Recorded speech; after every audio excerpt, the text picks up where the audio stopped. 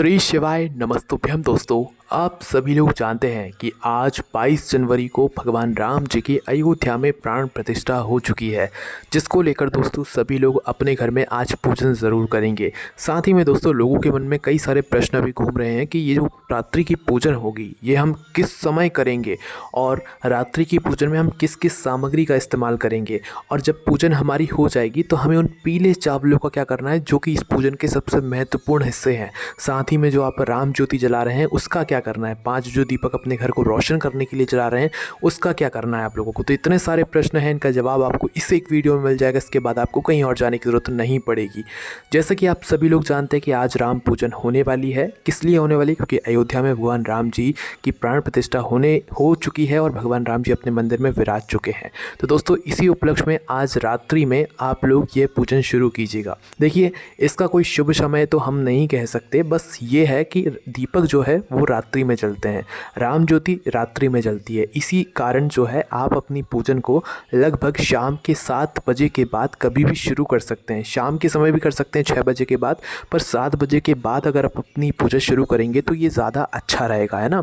तो शाम के जैसे ही 7 बजते हैं आप वैसे अपनी पूजन की तैयारी जो है वो शाम के 6 बजे से करना शुरू कर दीजिएगा। 1 घंटे में आपकी पूजन की तैयारी आराम से हो जाएगी और 7 बजे तक आपकी सारी पूजन की तैयारी हो जाएगी, है ना।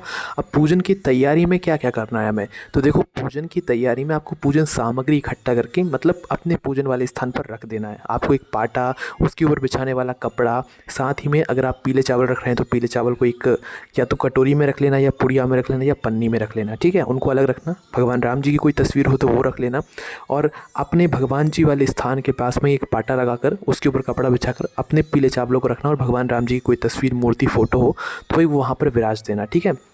तो ये सभी तैयारियां जो है आप लोग 7 बजे तक आराम से कर लीजिएगा, है ना।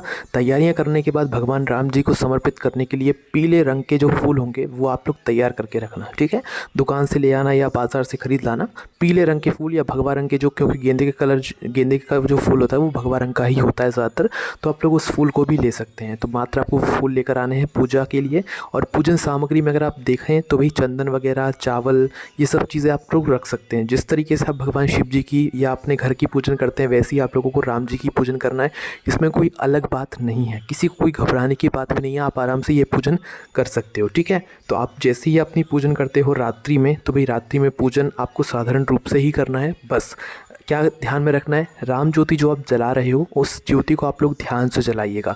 राम ज्योति जो एक बार जल जाएगी तो भाई वो दोबारा से आप उसे नहीं उठाओगे। राम ज्योति वो ज्योति है जो सिर्फ भगवान राम जी के लिए जलेगी। इसके अलावा जो 5 दीपक अलग से हैं वो आपके घर को रोशन करने के लिए रहेंगे, तो वो अलग है। राम ज्योति में आप चाहो गोल बाती लगाओ चाहे लंबी बाती लगाओ, कोई दिक्कत वाली बात नहीं है, पर अगर गोल बाती राम ज्योति में आप लगाओगे तो वो ज़्यादा सही रहेगा। बाकी जो 5 दीपक हैं इनमें आप लंबी बाती लगा सकते हो। राम ज्योति वाला दीपक शुद्ध देसी गाय के घी से जलाना, इस बात का ध्यान रखना। बाकी के जो 5 दीपक हैं वो आप किसी भी तेल से जला सकते हो, जिस तेल से आप अपने घर में दीपक यहाँ पर तैयार करते हो, ठीक है। तो इस बात का आप लोग विशेष रूप से ध्यान रखना।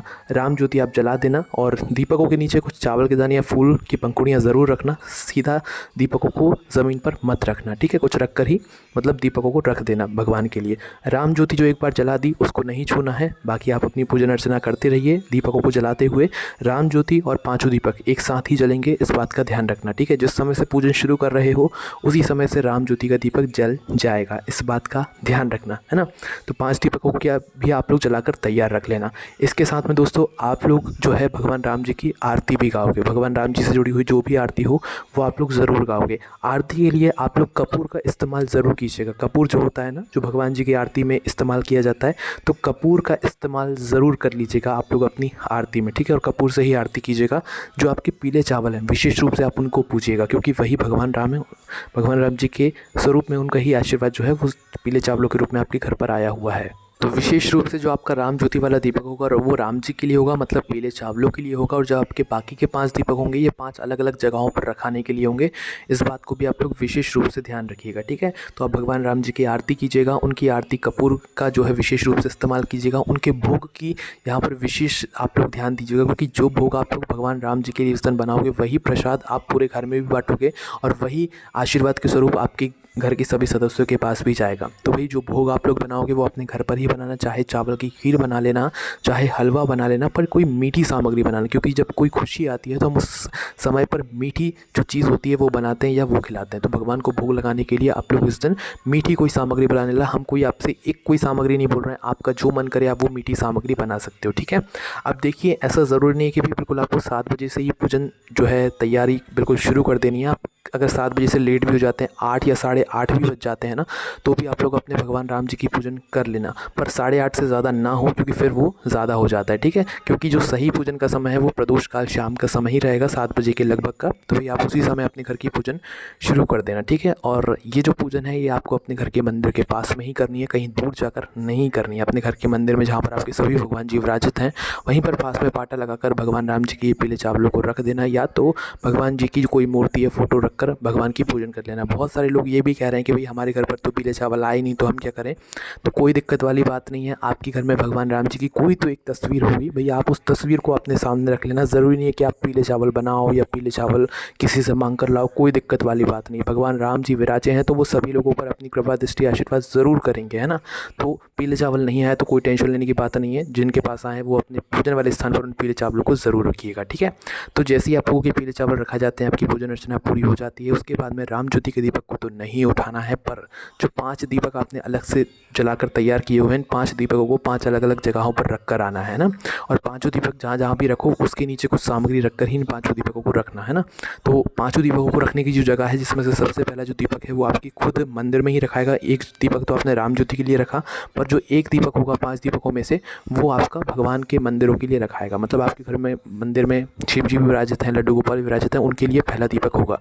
दूसरा दीपक आप अपने घर के रसोई घर में जाकर रख सकते हैं, क्योंकि वहाँ पर अन्नपूर्णा विराजित होती हैं। तीसरा दीपक आप लोग अपने घर की तुलसी मैया के लिए, मतलब अपने आंगन में जो आपकी तुलसी मैया हो वहाँ पर जाकर उनके लिए जला सकते हैं। चौथा और 5वां दीपक आप अपने घर के मुख्य द्वार या मेन गेट पर जाकर जला सकते हैं, ठीक है। ये वो जगह है जो कि मेन जगह है 5 दीपकों को जलाने की सही जगह हमने आपको बता दी है। बाकी इसके अलावा अगर आपका मन और कहीं करता है जलाने के लिए तो भैया आप वहाँ पर जाकर भी इन दीपकों को रख सकते हैं, ठीक है। दीपकों को पूजन के समय ही जला लेना है, ऐसा ना हो जब आप दीपक रखने जाएँ तभी आप लोग यहाँ पर जलाएँ, ठीक है। और दोस्तों अगर हो सके, ये 5 दीपक तो आपके घर के हैं, पर आप चाहो तो मंदिर में जाकर भी दीप जला सकते हो। भगवान शिव जी के बेलपत्र के जो पेड़ है वहाँ पर भी जाकर दीप जला सकते हो, शमी के पेड़ के नीचे भी दीप जला सकते हो। वो आपकी अलग से एक इच्छा है, अगर आप चाहो तो कर सकते हो, वरना 5 दीपक तो ये आपके घर के ही है ना। तो ये आप अपने घर में ही जला सकते हो, सभी लोग आसानी से इन्हें जला सकते हैं ना। तो दोस्तों जैसे ही आप लोगों की ये पूजन हो जाती है, पूजन होने के बाद आपके मन में एक बड़ा प्रश्न आएगा कि भाई हमने जो पीले चावल अपनी पूजन में रखे हुए हैं, इन पीले चावलों का हमें क्या करना है, हम इन पीले चावलों का क्या करें, क्योंकि अब हमारी पूजन भी हो गई है। और जो हमारे राम ज्योति का दीपक है उसका क्या करें, बाकी के जो 5 दीपक है उनका क्या करें। तो भाई इनका आप लोगों को 22 जनवरी की रात्रि में कुछ भी नहीं करना है, पूरी रात भर इन्हें वैसे के वैसे रखे रहने देना जैसे आपने पूजन के समय रखे हुए थे, ठीक है। बाकी अपनी आपको खुशियाँ मनानी है, आतिशबाजी फटाके फोड़ना है तो आप फोड़ सकते हैं। अपने पूरे घर को आप लोग इस दिन रात्रि में रोशन ज़रूर कीजिएगा, ठीक है। तो आप लोगों को उस रात्रि में कुछ नहीं करना है, भगवान राम जी की प्राण प्रतिष्ठा की रात्रि में कुछ भी नहीं करना है। आपको करना है अगले दिन, मतलब 22 जनवरी को भगवान राम जी की आपने पूजन की, पर 23 जनवरी को आप लोगों को अपने पीले चावलों को सही स्थानों पर सही जगहों पर रखने हैं, ठीक है। तो जैसे ही अगली तारीख हो, अगली सुबह हो, मतलब कि 23 जनवरी की सुबह आप लोग सबसे पहले स्नान कर लेना। जिन जिन लोगों ने भी इस राम जी की पूजन की थी, पीले चावलों की पूजन की थी, तो भाई वो सबसे पहले स्नान कर लेना। सुबह उठकर उनको सबसे पहले ये काम करना है कि जो भी उन्होंने पूजन करी है उस पूजन सामग्री को पूरा इकट्ठा करके रख लें, जो विसर्जन का सामान है वो पूरा इकट्ठा करके रख लें। राम ज्योति का जो दीपक है उसको आप चाहें तो विसर्जन कर सकते हैं, क्योंकि वो एक मेन दीपक था राम जी के लिए। तो भाई आप राम जी के जो दीपक है उसको आप चाहें तो विसर्जन कर सकते हैं, और नहीं चाहें तो भाई वो आप उसे अपने घर पर भी रख सकते हैं, कोई दिक्कत वाली बात नहीं है ना। इसके अलावा जो 5 दीपक आपने अपने घर में ही लगाए हुए थे, इन 5 दीपकों का भी आप विसर्जन कर सकते हैं, आपके ऊपर है, चाहे तो आप अपने घर में भी रख सकते हैं, ठीक है। यहाँ पर हो गई ये राम ज्योति के दीपक वाली बात, और जो 5 दीपक हैं उसकी बात है ना। ये सभी काम आपको नहा धोकर ही करना है, स्नान करके ही आपको इस स्थान पर जाना है जहाँ पर आपने राम जी की पूजन करी हुई थी, है ना।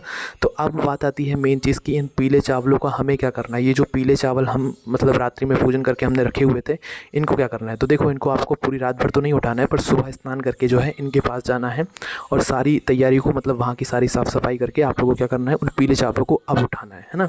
उठाने के बाद दोस्तों अब सबसे पहला काम आपका ये रहेगा कि इन चावलों को आपको कुछ कुछ जगहों पर रख देना है, क्योंकि चावल का एक नाम अक्षय होता है और अक्षय का मतलब क्या होता है कि अक्षत होता है ना। और अक्षय अक्षय क्या करता है कि भाई ये जिस जगह पर चला जाता है ये पीले चावल, उस जगह को वो कभी ख़त्म नहीं होने देते, खाली नहीं होने देते हैं, है ना। तो भाई भले ही इन पीले चावलों में से एक दाना भी आप किसी स्थान पर रख रहे हो तो वो बहुत ज़्यादा फल देगा। आपको ज़रूरी नहीं है 2-3 दाने रखने की, एक दाना भी रखोगे तो भाई वो आपके लिए बहुत फलदायी होगा, है ना। तो आपको क्या करना है कि अपने पीले चावलों में से थोड़े से पीले चावल या एक चावल का दाना अपने घर के उस जगह पर रख देना है जहाँ पर आप अपना घर का धन रखते हो, पैसा रखते हो, ठीक है। या आपके घर में कोई तिजोरी हो, गोदरेज हो, जहाँ पर आप पैसा इकट्ठा करके रखते हो, तो भाई वहाँ पर एक दाना या एक से ज़्यादा जितने आपके पास हों उतने दाने रख सकते हो, ठीक है। पहली ये जगह हो गई, है ना। इससे क्या होगा कि आपकी उस जगह पर कभी भी धन की कमी नहीं होगी, माँ लक्ष्मी की कृपा हमेशा आपके घर पर बनी रहेगी। उसके बाद में दोस्तों ये जो पीले चावल है इनका जो दूसरा स्थान है दोस्तों वो है आपके घर के रसोई घर। रसोई घर में माँ अन्नपूर्णा विराजती हैं, वहाँ पर आप लोग भोजन बनाते हैं। तो भाई इस चावल के दाने को अगर आप अपने घर के रसोई घर में रखते हैं तो भाई आपकी वहाँ पर मतलब आपका जो भोजन उस जगह पर बनेगा वो बहुत शुद्धता से बनेगा, साथ ही उस भोजन में बहुत ही स्वाद आएगा, है ना। इतनी ताकत है इन पीले चावलों में।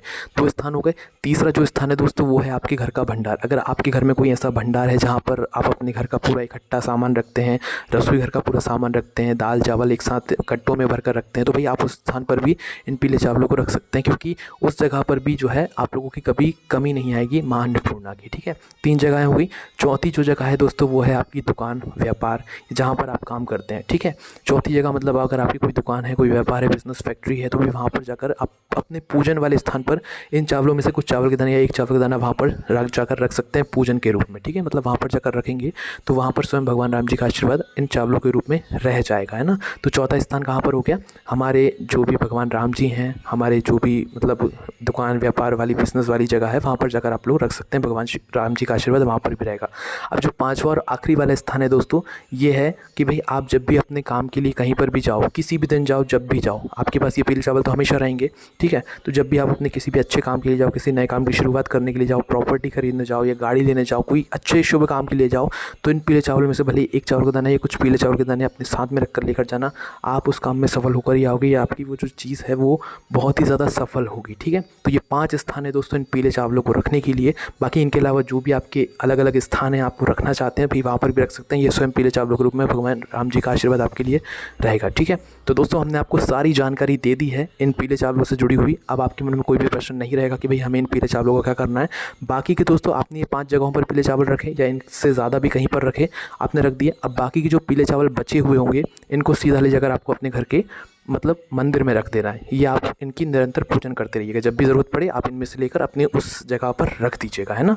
तो ये 5 जगहों पर आप रखकर जितने भी चावल बचें ये आप अपने पूजन वाले स्थान पर रख देना, ठीक है। और जिनके पास कम ही चावल के दाने आए वो वही अपने पूजन वाले स्थान पर ही रख लेना, है ना। तो हमने आपको सारी जानकारी दे दी। बाकी अभी भी आपके मन में कोई भी प्रश्न है तो उसे आप उनसे कमेंट करके पूछ सकते हैं। ओम नमः शिवाय, जय बोले बाबा श्री शिवाय, नमस्तुभ्यम, जय श्री राम।